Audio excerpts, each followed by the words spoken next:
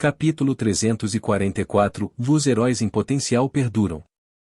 A partir de certo dia, um ar um tanto tenso envolveu a guilda dos aventureiros em Orbaume, capital do reino de Orbaume. Era como a atmosfera dentro de uma fortaleza que estava à beira de uma grande batalha. Conteúdo patrocinado. Aqueles com uma certa força e os funcionários experientes da guilda perceberam isso. Eles investigaram para ver se havia alguma comissão urgente ou se as relações entre certos grupos de aventureiros haviam se tornado voláteis. Mas o conselho da comissão, onde as comissões eram escritas em folhas e pedaços de casca de árvore que serviam de papel, era o mesmo de sempre, ou nenhuma nova dungeon ou monstro designado como ameaça apareceu nas proximidades. Quanto aos aventureiros, não parecia haver nenhum que estivesse prestes a se envolver em discussões ou brigas ferozes. No entanto, foi possível notar que esta estranha sensação de tensão estava centrada em aventureiros habilidosos que melhoraram em força a um ritmo tremendo ao longo dos últimos anos. Mas eles evitariam a pergunta se lhes perguntassem se algo estava errado, então isso não rendeu respostas. Os aventureiros e funcionários da guilda que os conheciam presumiram que algo havia acontecido com seus companheiros e optaram por não se envolverem muito profundamente. E esta foi a coisa correta a fazer. Mesmo que exigissem teimosamente respostas, não era algo que pudesse ser contado tão facilmente aos outros, e para começar, os habilidosos aventureiros em questão e os potenciais heróis escolhidos pelos deuses não tinham sido informados exatamente do que aconteceu. Estava chegando também. Prepare-se para o perigo, um perigo que pode destruir Orbaume, hein? Não sabemos quando esse perigo está chegando ou que tipo de perigo é. Afinal, a culpa é minha, por ser tão indigno que não consigo interpretar corretamente a mensagem divina, murmurou um jovem com traços faciais um tanto elegantes, soltando um suspiro perturbado. Os outros sentados à mesma mesa ofereceram palavras de conforto. Hendricksen, a culpa não é sua, disse um deles. Isso mesmo, Hendricksen-san. Não pense muito nisso, disse outro. O nome do jovem era Hendricksen Yazen. Ele era o herói em potencial que recebeu a proteção divina de El, a deusa da lança sagrada. Ele havia deixado o ducado de Alcren para trabalhar como aventureiro em Orbaume. Lá, ele conheceu outros indivíduos escolhidos pelos deuses, mais do que jamais havia conhecido antes. Às vezes, ele competia contra eles, e outras vezes, cooperava com eles. E aqui, ele fez seu nome. Depois de deixar o ducado de Alcren, ele se arrependeu de ter feito isso quando soube do desastroso incidente ocorrido e o ataque a Alcren por um deus maligno ressuscitado. Mas ele ficou aliviado ao saber que o incidente foi resolvido através dos esforços de uma elfa negra que adorava a vida e agora era uma condessa honorária.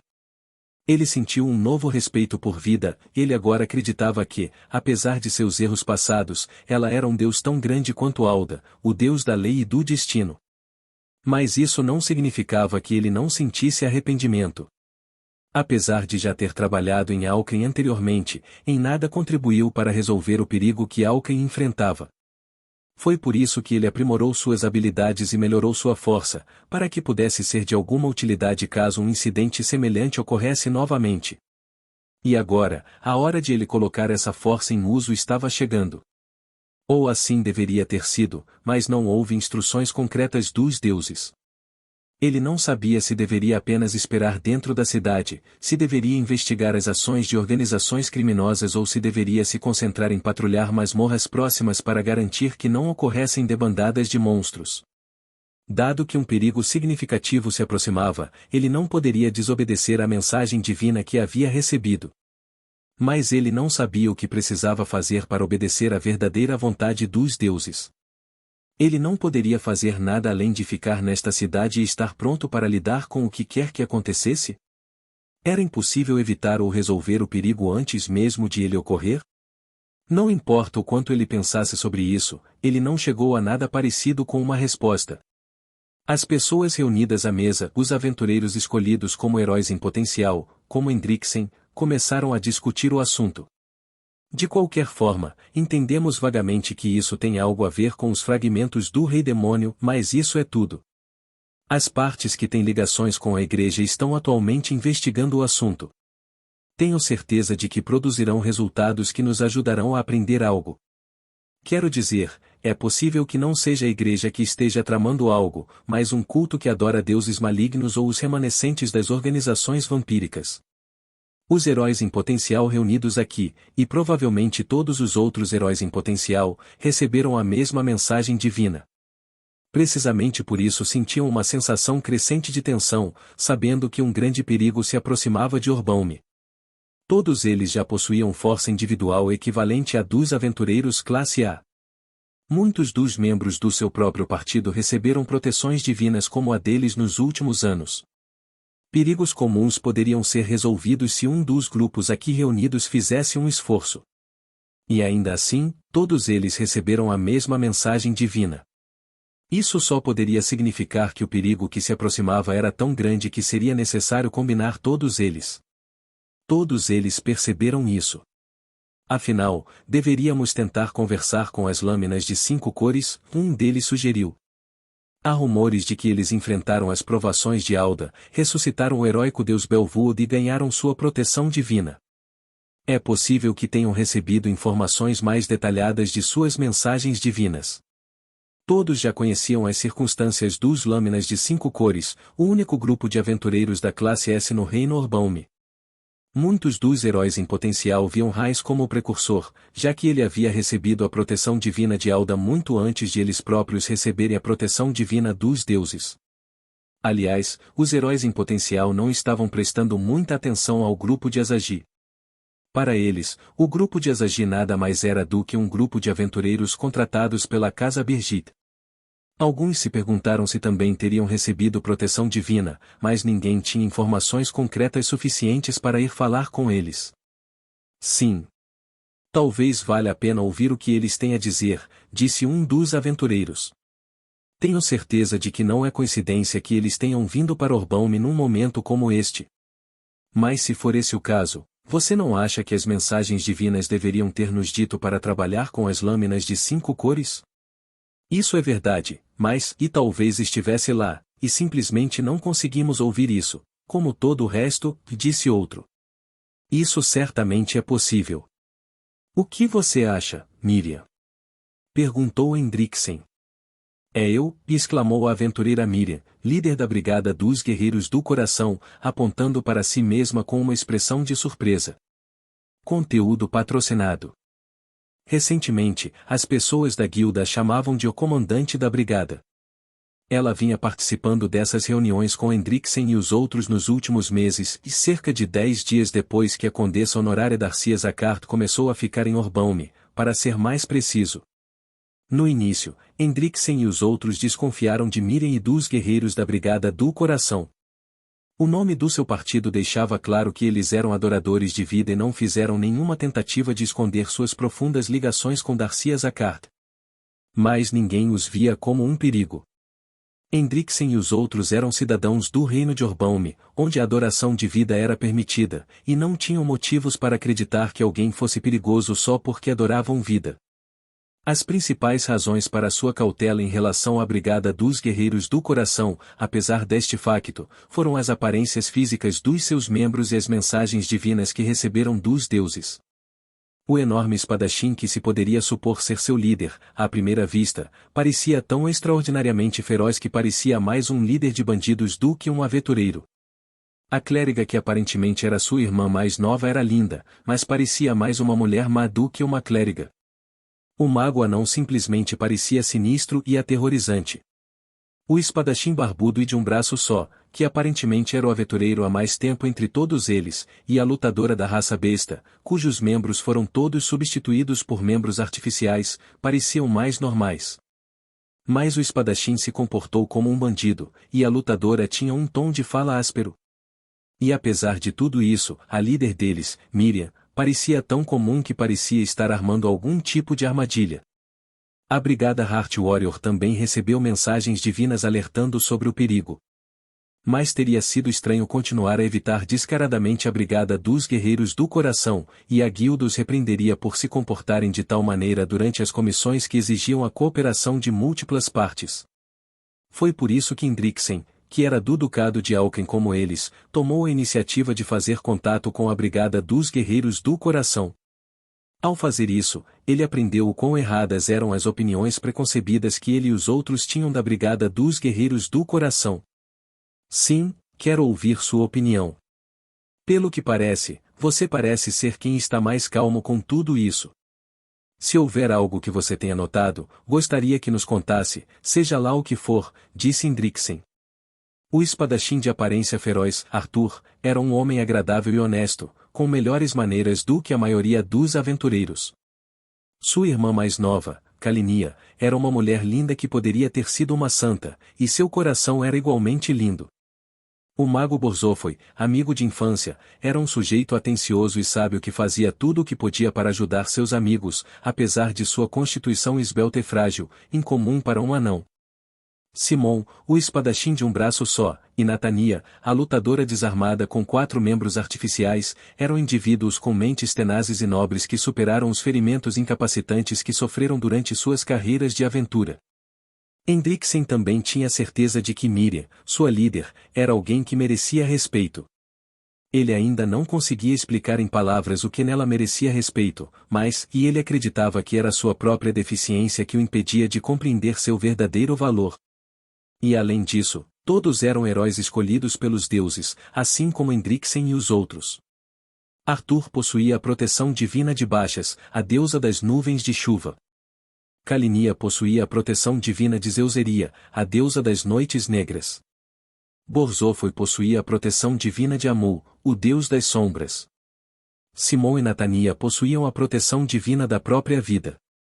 E o mais surpreendente de tudo foi Miriam, que possuía as proteções divinas de todos os 4 deuses.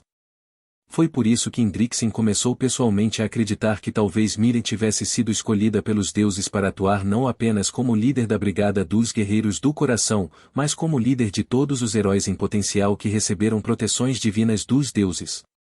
A única razão pela qual ele não contou a ninguém sobre esses pensamentos foi porque não era natural que ela não possuísse a proteção divina de Alda, o deus da lei e do destino. É claro que Hendrickson estava muito enganado. Era verdade que Arthur, Kalinia e Borzófoi tinham sido originalmente heróis em potencial escolhidos pelos deuses pertencentes às forças de Alda, mas Baixas, Zeuseria e Amu agora pertenciam à facção de vida. Os 3 aventureiros eram agora heróis em potencial da facção de vida e companheiros de Vandaliel. Quanto a Miriam, Simon e Natania, eles eram simplesmente amigos de Vandaliel, e Vida viu neles uma promessa. Mas não era como se eles tivessem abusado dos pensamentos equivocados de Hendrickson em relação a Miriam para se tornarem espiões entre os heróis em potencial escolhidos pelos deuses das forças de Alda. Eles simplesmente conheceram Hendrickson e os outros quando interagiram durante as comissões que completaram juntos, e as coisas progrediram a partir daí até que os heróis em potencial os viam como companheiros que estavam na mesma situação que eles. Miriam ficou dividida. Eu me sinto realmente deslocado. É como se estivéssemos enganando Hendrickson e os outros, e eu me sinto muito culpado por isso. Mas não podemos dizer-lhes a verdade. Mas simplesmente responder não sei o faria parecer que não estou pensando em nada, e me sentiria mal por não contar nada a Hendrickson e aos outros. O que eu sinto é... Você pode achar isso desagradável de ouvir, mas talvez os próprios deuses não saibam que tipo de ameaça está se aproximando? Disse Miriam, mal conseguindo formular uma resposta adequada. Aqueles que eram ferozmente devotos poderiam considerar isso como palavras de desrespeito aos deuses que adoravam. Mas todos os reunidos aqui eram aventureiros que receberam proteções divinas dos deuses. Certamente não lhes faltava devoção, mas conheciam a realidade da vida cotidiana. Entendo. Agora que você mencionou isso, você está completamente certo, um dos aventureiros murmurou. Os deuses não são onipotentes ou oniscientes, concordou outro. Parece que esquecemos esse fato. É patético que dependamos tanto dos deuses, apesar de já termos recebido proteções divinas deles. Suponho que é porque recebemos proteções divinas e sabemos dos seus efeitos que confiamos tão cegamente nos deuses, disse Hendrickson. Obrigado. Você abriu nossos olhos. Sim. É uma honra prestar serviço, disse Miriam, surpresa pela concordância direta deles com sua declaração. Mas para Hendrickson e os outros foi muito sensato salientar que havia coisas que nem os deuses sabiam. Se os deuses fossem onipotentes e oniscientes, eles não precisariam conceder proteções divinas aos humanos para lidar com monstros, deuses malignos que pertenceram ao exército dos reis demônios e fragmentos do rei demônio, eles mesmos lidariam facilmente com esses assuntos. Para começar, eles teriam repelido o rei demônio Guduranis quando ele invadiu de outro mundo sem ter que convocar os campeões. O fato de não terem conseguido fazer isso era uma prova de que os deuses não eram onipotentes nem oniscientes. A amplitude e a profundidade de seu conhecimento e o poder que possuíam eram muito maiores que os dos mortais, mas ainda eram seres que não eram onipotentes nem oniscientes. Vários dos deuses que concederam a Hendricksen e aos outros suas proteções divinas já foram humanos, tendo se tornado deuses após realizarem grandes feitos quando eram mortais. Seria tolice pensar que tais deuses saberiam tudo o que há para saber sobre este mundo. Os deuses têm uma intuição mais aguçada e mais experiência do que nós, e é provavelmente por isso que eles sabem do perigo que se aproxima de Orbaum. Mas eles não sabem exatamente o que é ou quando vai acontecer. É por isso que precisamos investigar qual é esse perigo e, ao mesmo tempo, fazer os preparativos apropriados para enfrentá-lo. É isso que tudo isso significa, disse Hendricksen. Bem, sim, eu estava pensando que era algo assim, disse Miriam. O fato de os deuses não serem oniscientes nem onipotentes era algo que ela aprenderá recentemente. O Deus que ela conhecia melhor era surpreendentemente imprudente, cometia erros de vez em quando e muitas vezes insistia teimosamente que era humano. Os semideuses com quem eles lutaram no continente do Rei Demônio eram superiores aos humanos, mas não transcendiam os humanos completamente. Conteúdo patrocinado. É claro que Miriam não falou apenas com base em suas experiências, ela também não queria que Hendricksen e os outros tivessem muito contato com as lâminas de 5 cores. Então, mesmo se pedirmos informações às lâminas de 5 cores, seria inútil, um dos aventureiros disse. Não, perguntar a eles apenas por precaução não é uma má ideia. E prefiro conhecê-los antecipadamente, pois poderemos ter que trabalhar com eles no futuro, disse Hendricksen. No final, Miriam não pôde contar a eles sobre a relação entre Vandaliel e as lâminas de 5 cores, e Hendricksen e os outros decidiram fazer contato com as lâminas de 5 cores. A responsável por isso, e Miriam começou. Faremos isso, é claro. Você pode ficar tranquilo, disse outro aventureiro de forma tranquilizadora. Sim, poderia ser estranho se Miriam e seu grupo tivessem que falar com ele, disse Hendricksen. Obrigado. Eu agradeço, disse Miriam, suspirando de alívio pelo fato de que ela não seria responsável por familiarizar os heróis em potencial com o grupo de Heinz. Hendricksen e os outros foram atenciosos com ela e seu grupo e, ou melhor, com seu mestre e amigo Vandaliel. Ele era um fundamentalista vida e suas crenças religiosas entrariam em conflito com a facção pacífica de Alda. Mesmo assim, Alda e Vida. Se ao menos as pessoas pudessem deixar de lado seus conflitos religiosos e trabalhar juntas. Mesmo que sejam apenas os aventureiros que não pertencem a nenhuma das igrejas, lamentou Hendricksen. Arthur colocou a mão em seu ombro. Esse é um pensamento razoável, Hendricksen-san.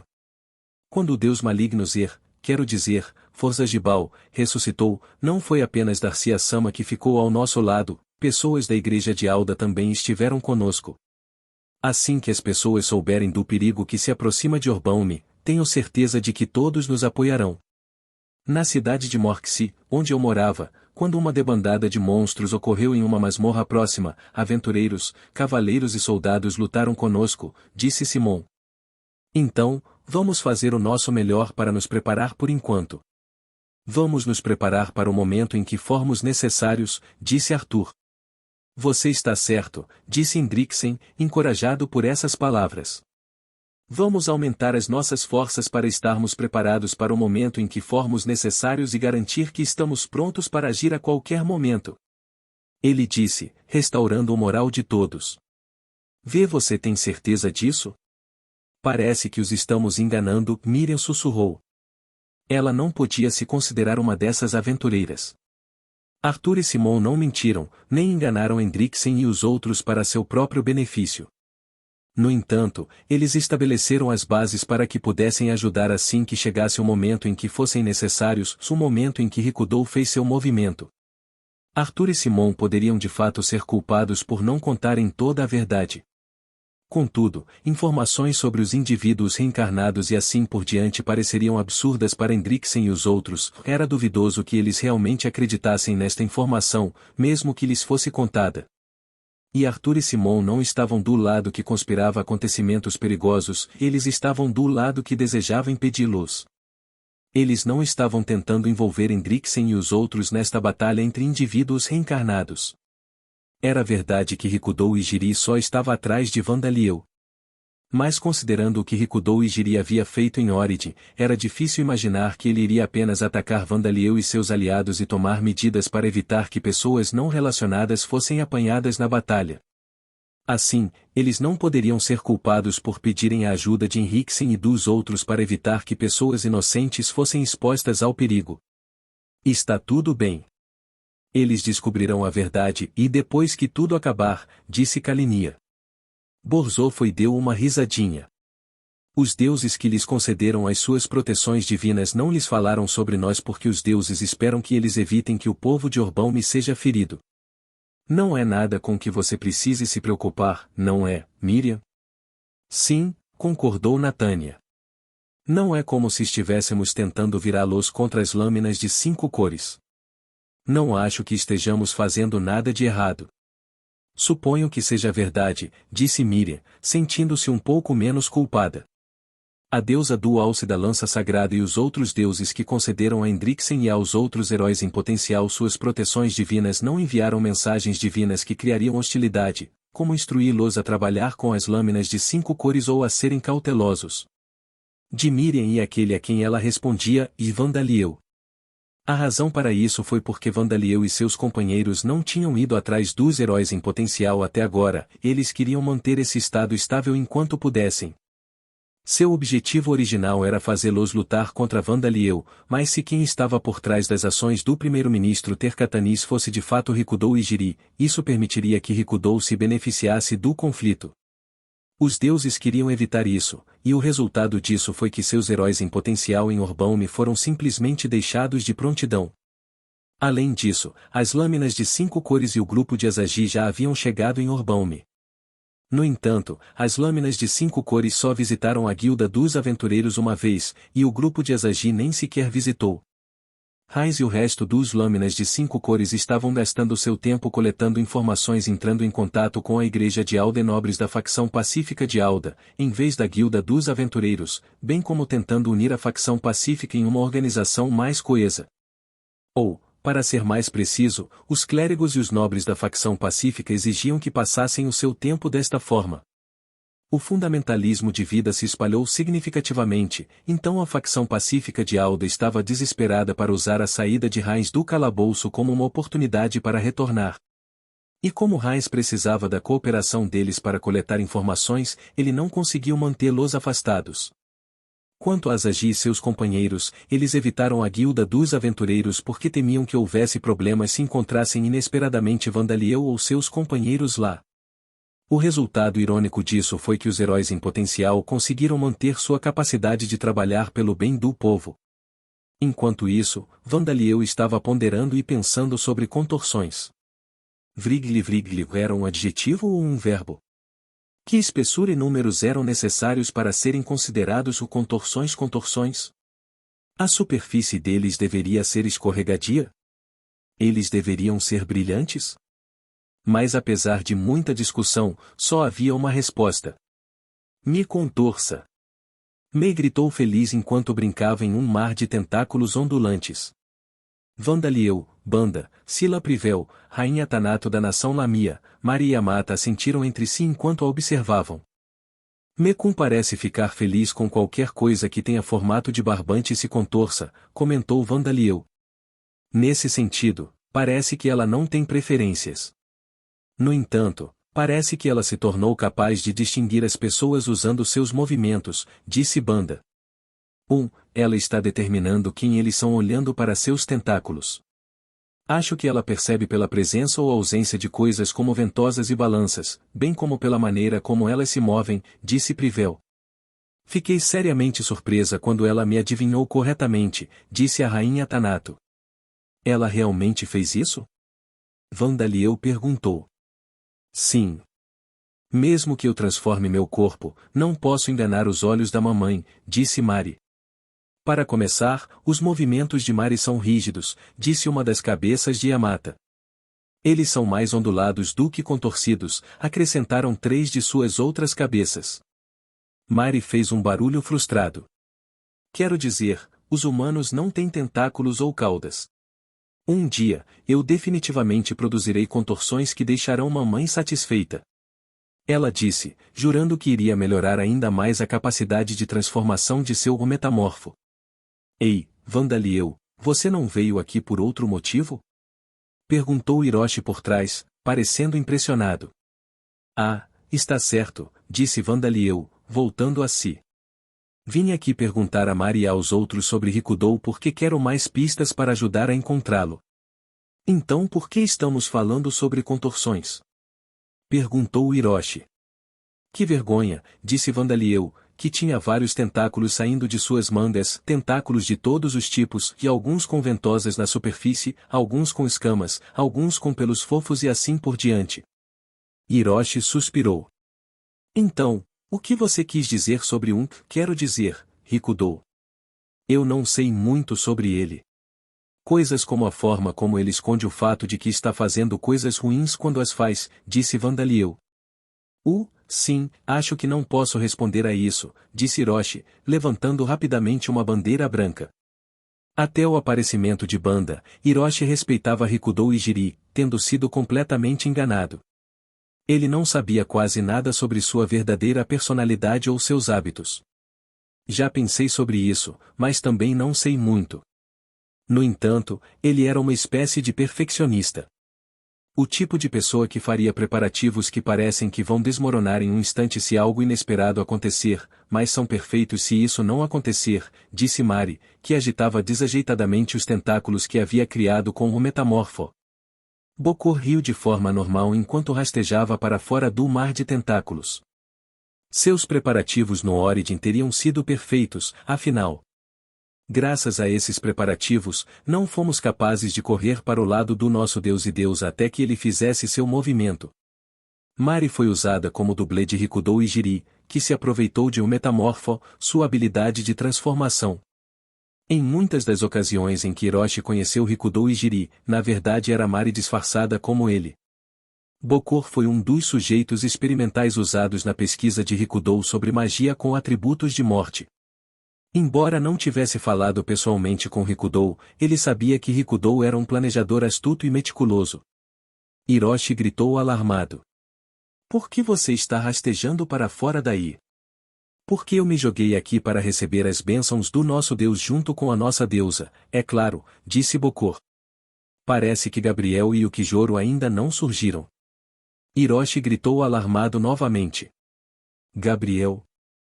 E o Kijoro-san? Espera, Mateus? Por que você está aí também? Quero dizer, parecia divertido, então não pude evitar. A propósito, tire essas ventosas de mim, disse Matthew. Ah, desculpe. Essas são as ventosas dos meus tentáculos, disse Privel. Parecia que havia várias pessoas dentro do mar de tentáculos. Como qualquer outro mar, aceitava todos que nele mergulhavam, não apenas Mei. Então, sobre Rikudou, infelizmente não sei muito. Mas posso imitar seus hábitos pessoais, seu tom de fala e suas expressões faciais. Assim, disse Mari, usando o metamorfo para se transformar de um humano com tentáculos no lugar de braços em Rikudou e Jiri. Onde eu esconderia objetos importantes e me esconderia. Adivinhar isso seria difícil. No Origin, você pode suspeitar que eu estaria dentro de um submarino que foi registrado como desativado ou em uma pequena casa escondida na Antártica, mas certamente ninguém tem mais conhecimento sobre Lambda do que você, e é tudo o que posso dizer. E parece que minha personalidade mudou significativamente quando assumi a forma do que chamei de Wash Avalon. Mari estava falando na forma humana de Rikudou e Jiri, e agora ela se transformou para ter 3 metros de altura e assumindo a forma de Ash Avalon. Eu não sei mais sobre Rikudou depois que ele assumiu esta forma do que você, Mari continuou. Não sei se seria melhor dizer que sua verdadeira natureza veio à tona ou que alguns parafusos se soltaram. Você está imitando não apenas a forma dele, mas também a maneira como ele fala, mas não pode imitar suas memórias ou pensamentos, então isso não pode ser evitado. Também não consigo entender o que Rikudo está pensando, tentando se tornar um deus, disse Vandaliel. Bem, suponho que você não faria isso, Mari disse com um aceno de cabeça, ainda na forma de Achavalon, olhando para o deus que insistia que ele era humano. Você vai protestar contra a construção de novo? Acho que você deveria desistir disso, disse Privel. Afinal, não se pode vencer a opinião pública, disse Tanato. Mas a vontade de Vandaliel foi firme. Vou me opor veementemente, é claro. Só porque estou em minoria não significa que posso me dar ao luxo de ficar em silêncio e não falar abertamente. Conteúdo patrocinado. Ficou claro que o resultado seria o mesmo da construção da enorme estátua de Vandaliel. Os desejos do governante seriam anulados, sem o apoio da opinião pública, e a construção do parque temático da grande igreja tendo Vandaliel como tema não seria interrompida.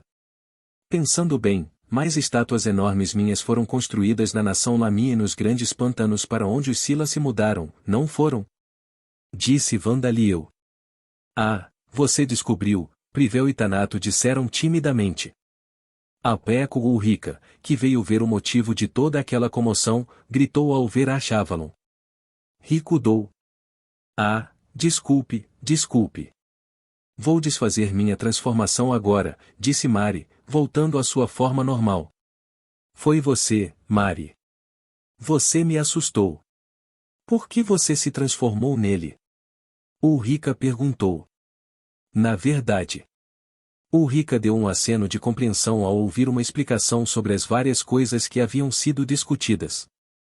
Naturalmente, ela também não tinha informações sobre o esconderijo de Rikudo ou como ele estava agindo.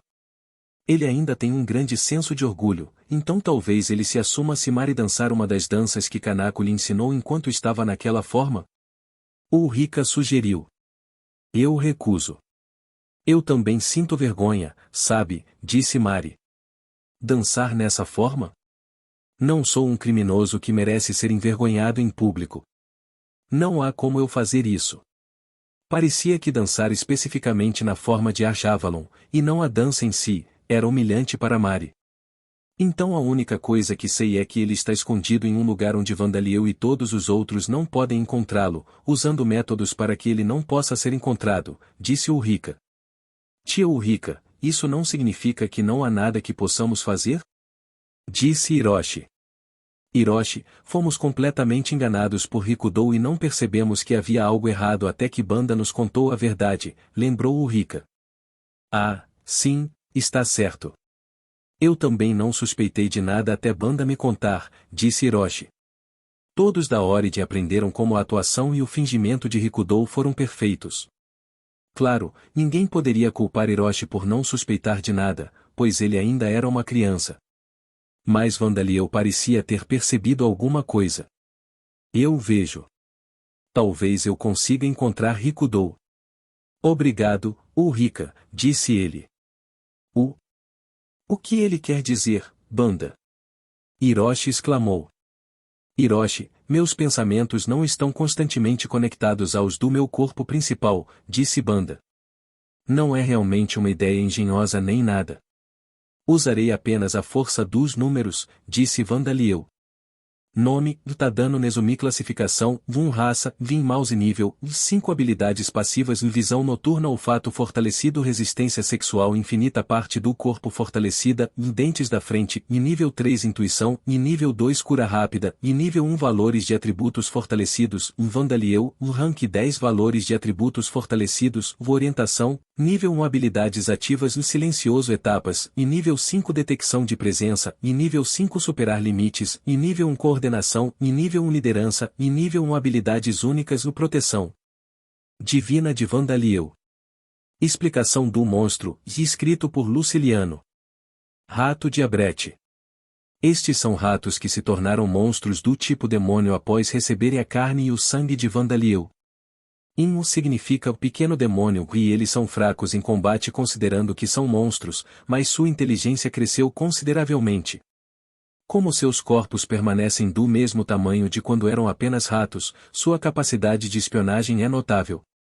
Como eles não possuem nenhuma habilidade especial, como secretar veneno, seria quase impossível para eles infligirem ferimentos fatais mesmo em pessoas comuns, muito menos em aventureiros, mas eles possuem força física suficiente para evitar serem facilmente derrotados por um gato comum. Eles possuem a habilidade ou valores de atributo fortalecidos em Vandaliel em um nível alto, então é possível para eles aumentarem explosivamente sua força física consumindo a carne e o sangue de Vandaliel. No caso de Tadano Nezomi, ele seria capaz de derrotar um cão de caça de tamanho médio. No entanto, os Inmice ainda são monstros especializados em atividades secretas. Eles também se reproduzem tão rapidamente quanto os ratos comuns. Por enquanto, parece que o único diabrete que possui o liderança e proteção divina de Vandaliel é Tadano Nezomi, o ancestral dos diabretes.